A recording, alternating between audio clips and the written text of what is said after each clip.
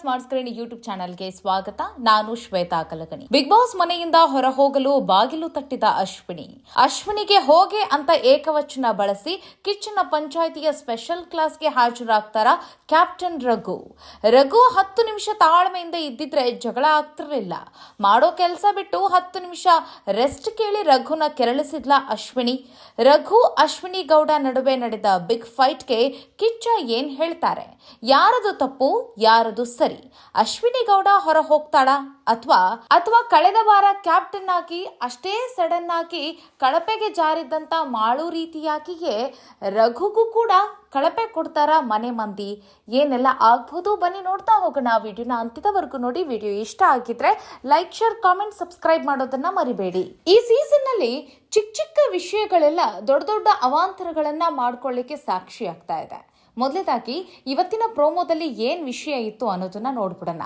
ನೋಡಿ, ಇಲ್ಲಿ captain ರಘುಗೆ big boss ಮನೆಯಲ್ಲಿರುವಂತಹ ಕೆಲಸಗಳನ್ನ ಸದಸ್ಯರಿಂದ ಮಾಡಿಸಬೇಕಾಗಿರುವಂತ ಜವಾಬ್ದಾರಿ ಇರುತ್ತೆ. ಎಲ್ಲರಿಗೂ ಕೂಡ ಕೆಲಸವನ್ನ ಕೊಡುವಂತಹ ರಘು ಮಾತನ್ನ ಮನೆಯ ಸದಸ್ಯರು ಕೇಳ್ತಾನೆ ಇಲ್ಲ. ರಘು ಮಾತನ್ನ ಮಾತ್ರ ಅಲ್ಲ, ಯಾರೇ ಕ್ಯಾಪ್ಟನ್ ಆದ್ರೂ ಸಹಿತ, ಮಾಳುನೇ ಆಗಿರ್ಲಿ ಅಥವಾ ಇಲ್ಲಿ ಧನುಷೇ ಕ್ಯಾಪ್ಟನ್ ಆಗಿದ್ರಲ್ಲ, ಆ ಸಂದರ್ಭದಲ್ಲೂ ಸಹಿತ ಕ್ಯಾಪ್ಟನ್ ಮಾತನ್ನ ಕಿವಿಗೆ ಹಾಕೊಳ್ಳೋದೇ ಇಲ್ಲ ಮನೆ ಮಂದಿ. ಅದರಲ್ಲೂ ಮನೆ ಕೆಲಸ ಮಾಡಬೇಕು ಅಂತಂದ್ರೆ ಅದೇನೋ ಒಂದು ರೀತಿ ತಾತ್ಸಾರ, ಸೋಂಬೇರಿತನನ ತೋರ್ತಾರೆ. ಅಂದ್ರೆ ಗುಂಪಲ್ಲಿ ಅವರೇ ಮಾತಾಡ್ಕೊಳ್ತಾರೆ, ಮಾಡೋದಿಲ್ಲ ಅಂತ ಹೇಳು, ಮಾಡೋಕ್ಕಾಗಂಗಿಲ್ಲ ಅಂತ ಹೇಳಿ, ಇನ್ನೊಂದು 10 ನಿಮಿಷ, ಇನ್ನೊಂದು ಅರ್ಧ ಗಂಟೆ ಬಿಟ್ಟು ಮಾಡ್ತೀನಿ ಅಂತ ಹೇಳು, ಈ ರೀತಿಯಾಗಿ ಮಾತಾಡ್ಕೊಂಡಿದ್ದನ್ನು ಕೂಡ ನೀವು ಗಮನಿಸಿರ್ತೀರಾ. ಕೆಲವರು ಮಾತ್ರ ಅಂತಂದ್ರೆ ಈ ರಕ್ಷಿತಾ ಶೆಟ್ಟಿನ ನೀವು ಗಮನಿಸಿರ್ಬೋದು, ಅವಳು ರಾಶಿ ಪಾತ್ರೆಗಳನ್ನ ತೊಳಿತಾನೆ ಇರ್ತಾಳೆ. ಯಾರು ಕೂಡ ಹೋಗಿ ಆಕೆಗೆ ಹೆಲ್ಪ್ ಮಾಡೋದಿರ್ಲಿ, ಈ ರೀತಿ ಮಾಡೋದೇ ಇಲ್ಲ. ಹೀಗೆ ಒಂದಷ್ಟು ಜನ ಅಡಿಗೆ ಮನೆಯಲ್ಲಿ ತುಂಬಾ ಪ್ರಾಮಾಣಿಕವಾಗಿ ಕೆಲಸ ಮಾಡ್ತಿರ್ತಾರೆ. ಜಾನ್ವಿನೇ ಆಗಿರ್ಬೋದು, ಅಭಿಷೇಕ್ ಆಗಿರ್ಬೋದು, ಅಥವಾ ಧ್ರುವಂತ್ ಆಗಿರ್ಬೋದು, ಒಂದಷ್ಟು ಜನ ಮಾಡ್ತಿರ್ತಾರೆ. ಇನ್ ಕೆಲವರಿಗೆ ಅದೇನೋ ಒಂದು ರೀತಿ ಯಾಕೆ ನಾವು ಮನೆ ಕೆಲಸ ಮಾಡಬೇಕು ಅನ್ನೋ ದರ್ಪಣ ಏನೋ ಗೊತ್ತಿಲ್ಲ, ಒಟ್ನಲ್ಲಿ ಕೆಲಸ ಮಾಡ್ಲಿಕ್ಕೆ ಒಂದು ರೀತಿ ಇವ್ರಿಗೆ ಮುಜುಗರ. ನೋಡಿ, ತುಂಬಾ ತಾಳ್ಮೆಯಿಂದ ಇರುವಂತಹ ರಘುಗೆ ಈ ಬಿಗ್ ಬಾಸ್ ಮನೆಯಲ್ಲಿ ಇದೊಂದು ಯಕ್ಷ ಪ್ರಶ್ನೆ ಆಗ್ಬಿಟ್ಟಿದೆ. ಅದರಲ್ಲೂ ತಾಳ್ಮೆನ ಪರೀಕ್ಷೆ ಮಾಡ್ತಾ ಇದ್ದಾರೆ ಸದಸ್ಯರು ಅಂತಂದ್ರೂ ಕೂಡ ತಪ್ಪಿಲ್ಲ. ಅವರು ತುಂಬಾ ತಾಳ್ಮೆಯಿಂದ ತುಂಬಾ ನೀಟಾಗಿ ಕ್ಲಿಯರ್ ಆಗಿ ಹೇಳ್ತಾ ಇದ್ದಾರೆ, ನಿಮ್ ಕೆಲಸವನ್ನ ನೀವು ಮಾಡ್ಕೊಳ್ಳಿ, ಇಲ್ಲ ಅಂತಂದ್ರೆ ಇಡೀ ಮನೆಗೆನೆ ಬಿಗ್ ಬಾಸ್ ಪನಿಷ್ಮೆಂಟ್ ಅನ್ನ ಕೊಡ್ತಾರೆ.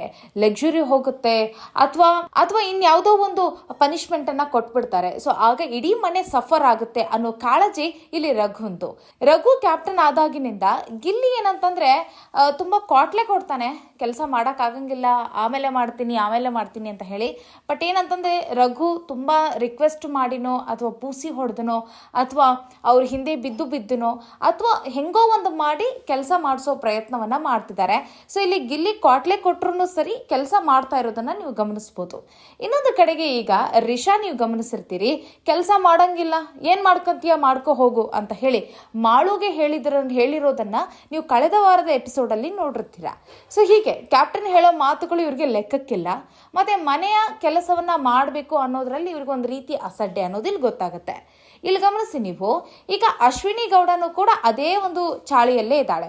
ಕಳೆದ ಒಂದು ವಾರ ಮತ್ತೆ ಇವರು ರಕ್ಷಿತಾ ಶೆಟ್ಟಿಯ ಜೊತೆಗೂ ಕೂಡ ಈ ಕೆಲಸದ ವಿಚಾರವಾಗಿಯೇ ಖ್ಯಾತೆಯನ್ನ ತೆಗೆದುಕೊಂಡಿದ್ರು. ಏನಕ್ಕೆ ಅಂತಂದ್ರೆ ಅವರು ಅಡಿಗೆ ಮಾಡುವ ರಾಶಿಕಾ ಅಂತ ಹೇಳಿ ರಕ್ಷಿತಾ ಕರಿತಾ ಇದ್ದಾಗ ಅಶ್ವಿನಿ ಗೌಡ ರಾಶಿಕಾಗೆ ಹೇಳ್ಕೊಟ್ಟಿದ್ಲು, ನನಗೆ ಮಾಡೋಕ್ಕಾಗಂಗಿಲ್ಲ, ನನಗೆ ಕೈ ನೋವಿದೆ ಅಂತ ಹೇಳಿ ಆ ರೀತಿಯಾಗಿ ಇಲ್ಲಿ ರಾಶಿಕಾಗೆ ಮೈಂಡ್ ವಾಶ್ ಮಾಡ್ತಾರೆ. ಈಗ ಅಶ್ವಿನಿ ಗೌಡನು ಕೂಡ ಅದನ್ನೇ ಮುಂದುವರಿಸ್ತಾ ಇದ್ದಾಳೆ. ಇದು ಈ ವಾರದಿಂದನೇ ಶುರು ಮಾಡಿದಾರೆ ಅಂತ ಹೇಳಕ್ಕಾಗಂಗಿಲ್ಲ. ಸೊ ನೀವು ಕಳೆದ 2 ವಾರದ ನಾವು ಕಥೆನ ಹೇಳೋದಾದ್ರೆ ಅಲ್ಲಿ ರಕ್ಷಿತಾ ಏನ್ ಮಾಡ್ತಾಳೆ, ಅಡಿಗೆ ಮನೆ ಡಿಪಾರ್ಟ್ಮೆಂಟ್ ಆಗಿರೋ ಕಾರಣಕ್ಕಾಗಿ ಪಾತ್ರೆಗಳನ್ನ ತೊಳೆದಿಟ್ಟು ಬಂದು ತುಂಬಾ ಪಾತ್ರೆಗಳು ಬಿದ್ದಿರುತ್ತೆ, ಅದೆಲ್ಲವನ್ನು ಕೂಡ ತಾನೊಬ್ಳೆ ಕ್ಲೀನ್ ಮಾಡಿ ರಾಶಿಕಾಗೆ ಬಂದು ಅಡಿಗೆ ಮಾಡ್ಬಾ ಅಂತ ಹೇಳಿ ಕರಿಯಕ್ ಬರ್ತಾಳೆ. ಆಗ ರಾಶಿಕಾ ಏನ್ ಹೇಳ್ತಾಳೆ ಅಂತಂದ್ರೆ, ಆಟ ಆಡಿ ತುಂಬಾ ಸುಸ್ತಾಗ್ಬಿಟ್ಟಿದೆ, ನನಗೆ ಟ್ವಿಸ್ಟ್ ಆಗಿದೆ, ಸೊ ಹಾಗಾಗಿ ನನಗೆ ಮಾಡಕ್ಕೆ ಬರಲ್ಲ, ಅಡಿಗೆ ಮಾಡಕ್ ಆಗಂಗಿಲ್ಲ ಅಂತ ಹೇಳಿ ಈ ರೀತಿ ಒಂದು ಸುಳ್ಳು ಹೇಳ್ತಾಳೆ. ಆ ಸುಳ್ಳು ಹೇಳೋಕೆ ಕಾರಣ ಯಾರು ಅಂತಂದ್ರೆ ಅಶ್ವಿನಿನೇ ಆಗಿರ್ತಾಳೆ.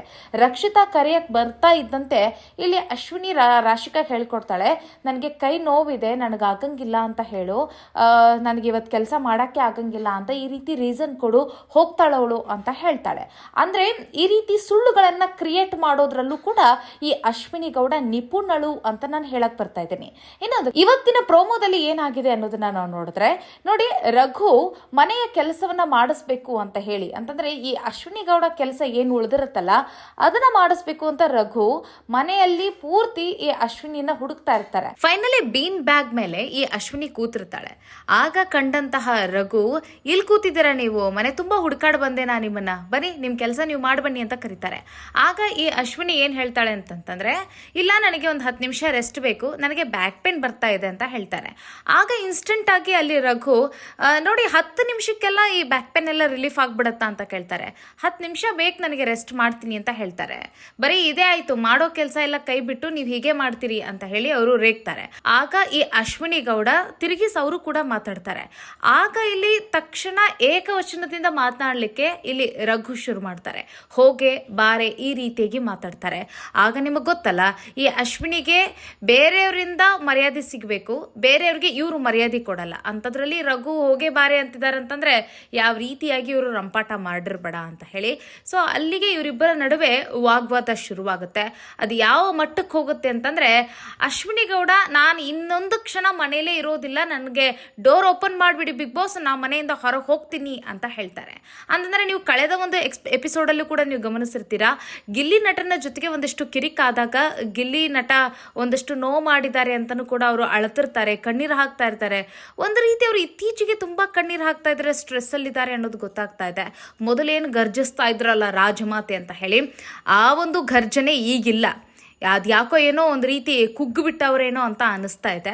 ಸೊ ಬರೀ ಕಣ್ಣೀರು ಹಾಕ್ತಾ ಇದ್ದಾರೆ. ಸೊ ಇದರಲ್ಲೂ ನಾವು ಸ್ಟ್ರಾಟಜಿನ ನೋಡ್ಬೋದು. ಕೆಲವೊಮ್ಮೆ ಸಿಂಪತಿ ಕಾರ್ಡ್ಗಳನ್ನು ಕೂಡ ಪ್ಲೇ ಮಾಡ್ತಿರ್ತಾರೆ. ಹೀಗೆ ಮಾಡಿಯೂ ಕೂಡ ಕಾದ್ ನೋಡೋಣ ಅಶ್ವಿನಿ ಗೌಡ ಏನೇನೆಲ್ಲ ಅವಾಂತರಗಳನ್ನ ಮಾಡ್ತಾರೆ ಇನ್ನು ಮುಂದಿನ ದಿನಗಳಲ್ಲಿ ಅಂತ ಹೇಳಿ.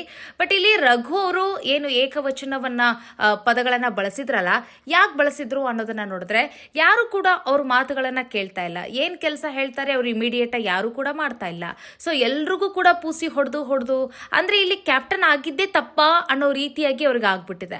ಅಂದ್ರೆ ಎಲ್ಲರಿಗೂ ಹೋಗೋದು, ರಿಕ್ವೆಸ್ಟ್ ಮಾಡೋದು, ಯಾರೇನೇ ತಪ್ಪು ಮಾಡಿದ್ರು ಕೂಡ ಅಂದ್ರೆ ಅದೇನು ಕ್ಷಮೆ ಕೇಳುವಂಥದ್ದೇನು ಆಕ್ಟಿವಿಟಿ ಕೊಟ್ಟಿದಾರಲ್ಲ, ಅದೆಲ್ಲವನ್ನು ಕೂಡ ಇವರೇ ಮುತುವರ್ಜಿ ವಹಿಸಿ ಅಂದ್ರೆ ತಪ್ಪು ಮಾಡಿದವರು ಕ್ಷಮೆ ಕೇಳ್ತಾ ಇದ್ದಾರಾ ಅಥವಾ ಇಲ್ಲಿ ರಘು ಕ್ಷಮೆ ಕೇಳ್ತಿದ್ದಾರೆ ಅನ್ನೋದೇ ಗೊತ್ತಾಗಂಗಿಲ್ಲ. ಅಷ್ಟೊಂದು ರೀತಿಯಾಗಿ ಇಲ್ಲಿ ಕ್ಯಾಪ್ಟನ್ಗೆ ಹರ್ಟ್ ಮಾಡ್ತಾ ಇದ್ದಾರೆ ಮನೆ ಮಂದಿ. ಸೊ ಆ ರೀತಿಯಾಗಿ ತುಂಬಾ ಸ್ಟ್ರೆಸ್ ಆಗಿ ತಾಳ್ಮೆ ಕಳ್ಕೊಂಡು ಇಲ್ಲಿ ರಘು ಈ ಅಶ್ವಿನಿ ಗೌಡಗೆ ಏಕವಚನವನ್ನ ಬಳಸಿದ್ರ ಗೊತ್ತಿಲ್ಲ.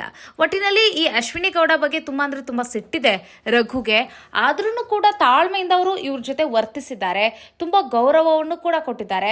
ಇನ್ನೊಂದು ಕಡೆ ನೀವು ಗಮನಿಸಬಹುದು, ರಘು ಅಶ್ವಿನಿಗೆ ತುಂಬಾ ಗೌರವಯುತವಾಗಿ ಮಾತಾಡ್ಕೊಂಡು ಬಂದ್ರು. ಅಂದ್ರೆ ಬಂದ ಮೊದಲನೇ ದಿನ ಸ್ವಲ್ಪ ಅವತ್ತು ಕೂಡ ಹೀಗೆ ಹೋಗೆ ಬಾರೆ ಅಂತ ಮಾತಾಡಿದ್ರು. ಸೊ ಅವಾಗ ಒಂದ್ ಸ್ವಲ್ಪ ಅಲ್ಲಿ ಕ್ಲಾಶ್ ಆಗಿತ್ತು, ಸಾರಿ ಕೂಡ ಕೇಳಿದ್ರು. ಅದರ ಹೊರತಾಗಿ ಇವರು ಮೊದಲನೇ ಬಾರಿ ಕ್ಯಾಪ್ಟನ್ ಆಗಿದ್ರಲ್ಲ, ಅವಾಗ ನೀವು ಎಷ್ಟು ಕ್ವಾಟ್ಲೆ ಕೊಟ್ರು ಅನ್ನೋದನ್ನು ಕೂಡ ಗಮನಿಸಿರ್ತೀರಿ. ಸೊ ಅವಾಗ್ಲೂ ಕೂಡ ತುಂಬಾ ಗೌರವಯುತವಾಗಿ ಮಾತನಾಡಿದ್ದಾರೆ ಈ ಅಶ್ವಿನಿಗೆ.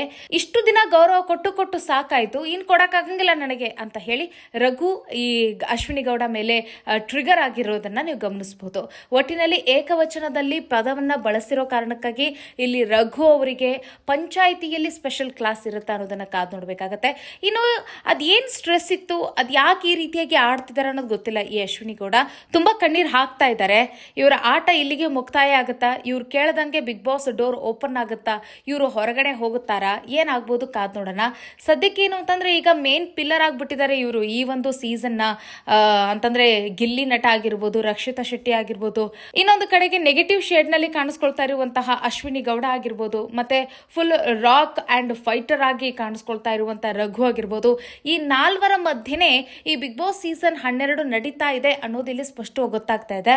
ಸೊ ಈಗ ಈ ಅಶ್ವಿನಿ ಗೌಡನ ಈಸಿಯಾಗಿ ಬಿಟ್ಕೊಡ್ತಾರ, ಏನ್ ಕತೆ ನೋಡೋಣ. ಒಟ್ಟಿನಲ್ಲಿ ಹೊರಗಡೆ ಇರುವಂತಹ ಜನ ಅಶ್ವಿನಿ ಗೌಡ ಡೋರ್ ಓಪನ್ ಮಾಡಿ ಬಿಗ್ ಬಾಸ್ ನಾನು ಇನ್ನೊಂದು ಕ್ಷಣ ಇರೋದಿಲ್ಲ ಇಲ್ಲಿ ಅಂತ ಹೇಳಿದಾಗ ಎಲ್ರಿಗೂ ಕೂಡ ಹಾಲು ಕುಡಿದಷ್ಟು ಸಂತೋಷ ಆಗ್ಬಿಟ್ಟಿದೆ. ಯಾಕಂತಂದ್ರೆ ಇಲ್ಲಿವರೆಗೂ ಈ ಸೀಸನ್ ಆರಂಭದಿಂದ ಇಲ್ಲಿವರೆಗೂ ಕೂಡ ಎಲ್ಲರ ನಿರೀಕ್ಷೆ, ಎಲ್ಲರ ಆಸೆ ಕೂಡ ಅಷ್ಟೇ, ಈ ಅಶ್ವಿನಿ ಗೌಡನ ಮನೆಯಿಂದ ಹೊರ ಕಳಿಸಿ ಅಂತ ಹೇಳಿ.